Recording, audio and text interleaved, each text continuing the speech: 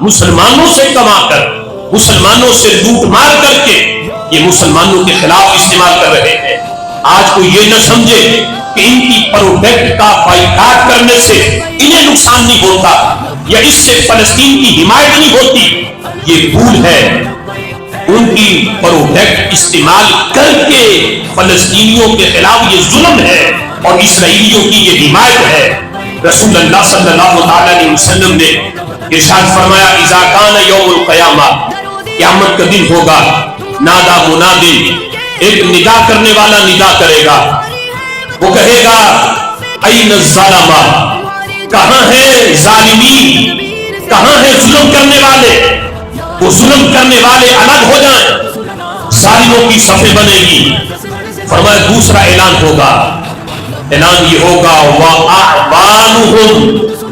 کہاں ہے ان ظالموں کے مددگار جنہوں نے ان کے ظلم کے اندر مدد کی؟ ان کے ظلم کے اندر جو مددگار بنے وہ بھی الگ ہو جائیں۔ اب کتنی مدد کی میرے محبوب نے اس کو بھی بیان کیا۔ نبی پاک علیہ الصلوۃ والسلام فرماتے ہیں من داق لہ دواطن، فرمایا او ربط لہ پیسا او مد لہ مدت قلم فاحشروہم معہم، فرمایا اتنی مدد کی کہ وہ جس نے ظلم کرنے کا فیصلہ لکھا کہ یہ فلاں بستی پہ یہ ظلم کیا جائے، وہ فیصلہ لکھنے میں جس نے اس سیاہی کی دباغ کے اندر وہ سیاہی ڈالی، جس نے قلم کو تراشا کہ جس قلم سے وہ استعمال کر کے اس نے ظلم کا فیصلہ لکھا، قلم تراشنے والا اور سیاہی کی دباغ میں سیاہی داخل کرنے والا، سیاہی بنا کے دینے والا، قلم تراشنے والا، فرمایا یہ سارے کے سارے ظالموں کی صفوں میں کھڑے ہوں گے۔ اب سوچو اتنی مدد کہ صرف ظلم کے خلاف فیصلہ لکھا، اس فیصلہ لکھنے میں جس نے مدد کی ہے وہ سارے ظالموں کے ساتھ ہوں گے۔ تو سوچو کہ جو آج اسرائیل جو بم بارود فلسطینیوں کے اوپر گرا رہا ہے، جو انہیں مال مہیا کرے اور اس مال مہیا کرنے میں جو سبب بنے، ان کی پروڈکٹ استعمال کر کے انہیں مال دے تاکہ وہ فلسطینیوں پہ ظلم و ستم کر سکیں، سوچو کہ پھر ان کا صورتحال اور ان کا حال کن لوگوں کے ساتھ ہوگا۔ فرمایا جو اتنی مدد کرتا ہے کہ جو قلم تراش کے دے، فرمایا وہ بھی فاحشروہم معہم، جیسا حشر ظالموں کا ہے ایسا ہی حشر خلق کائنات جل جلالہ ظالموں کی مدد کرنے والوں کا فرمائے گا۔ اور یہاں تک فرمایا نبی پاک علیہ الصلوۃ والسلام نے العامل بالظلم والمعین لہ والراضی لہ شرکاء، فرمایا ظلم کرنے والا، ظلم ظالم کی مدد کرنے والا اور اس ظلم پہ راضی رہنے والا، جس نے رضامندی کا اظہار کیا، اس ظلم کے خلاف اپنی آواز نہ اٹھائی، فرمایا شرکاء، یہ سارے کے سارے برابر کے شریک ہے۔ جس نے ظلم کیا وہ بندہ بھی، جس نے ان کی مدد کی اور جو اس ظلم کے اوپر راضی رہا۔ اور آج جو اپنی استطاعت کے مطابق اپنی آواز اٹھاتے ہیں، ہم یا تو دعا کر سکتے ہیں یا ریلی نکال کے اپنی حکومت کو مجبور کر سکتے ہیں کہ وہ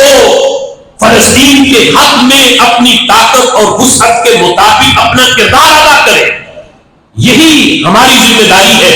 اور اللہ کے فضل سے ہم اس کو نبھا رہے ہیں۔ میرے آقا علیہ الصلوۃ والسلام نے فرمایا تھا جو جتنی اپنی وسعت اور استطاعت کے مطابق جس کا جتنا ساتھ دے گا، بلکہ یہ رب ذوالجلال کا قرآن میں فرمان ہے، اللہ فرماتا ہے من یشفع شفاعۃ حسنۃ یکن لہ نصیب منہا ومن یشفع شفاعۃ سیئۃ یکن لہ کفل منہا، فرمایا جس نے نیک کام کے اندر اپنا نیک جو ہے واسطہ بنا، نیک کام کے لیے واسطہ بنا، فرمایا اس میں اس کا حصہ ہے، اور جو برائی کے اندر برا واسطہ بنا، فرمایا قیامت کے دن اس برائی کے اندر اس کو بھی حصہ ملے گا۔ جو اچھے کام کے اندر واسطہ بنتا ہے، اچھائی میں واسطہ بنے، اس کا نیک کام کے اندر اس کا حصہ ہے، اور جو برائی کے اندر واسطہ بنے، فرمایا وہ اس کا حصہ ہے۔ اور یہاں تک رسول اللہ صلی اللہ تعالی علیہ وسلم فرماتے ہیں من اخذ للمظلوم من الظالم، فرمایا جو اپنی وسعت اور طاقت کے مطابق ظالم سے مظلوم کے لیے حق لینے میں اپنا کردار ادا کرتا ہے، میرے آقا فرماتے ہیں کانا معی فی الجنہ، فرمایا وہ جنت کے اندر میرے ساتھ ہوگا۔ جو جس طرح کا اپنی طاقت کے مطابق ظالم سے مظلوم کے لیے حق لینے میں اپنا کردار ادا کرے اپنی وسعت اور گنجائش کے مطابق، فرمایا کان معی فی الجنۃ مصاحبہ، فرمایا قیامت کے دن جنت کے اندر وہ میرا ساتھی ہوگا، میرا مصاحب ہوگا، اللہ جنت میں اسے میرا ساتھ عطا فرمائے گا۔ اس لیے خالق کائنات جل جلالہ کی بارگاہ میں ہم یہ دعا کرتے ہیں کہ رب ذوالجلال فلسطین کے مسلمانوں کی غائب سے مدد فرما اور ہمیں اپنی وسعت اور طاقت کے مطابق ان کے ساتھ کھڑا ہونے اور ان کی حمایت کرنے کی توفیق عطا فرمائے۔ اور رب ذوالجلال پوری دنیا کے جو اسلامی ممالک ہیں جن کو اللہ نے طاقت بھی دی ہوئی ہے، اللہ انہیں غیرت نصیب فرمائے اور انہیں اپنی وسعت اور طاقت کے مطابق اسرائیلیوں کا مقابلہ کرنے اور فلسطینیوں کی حمایت کرنے کی اللہ توفیق عطا فرمائے۔ آمین بجاہ النبی الامین۔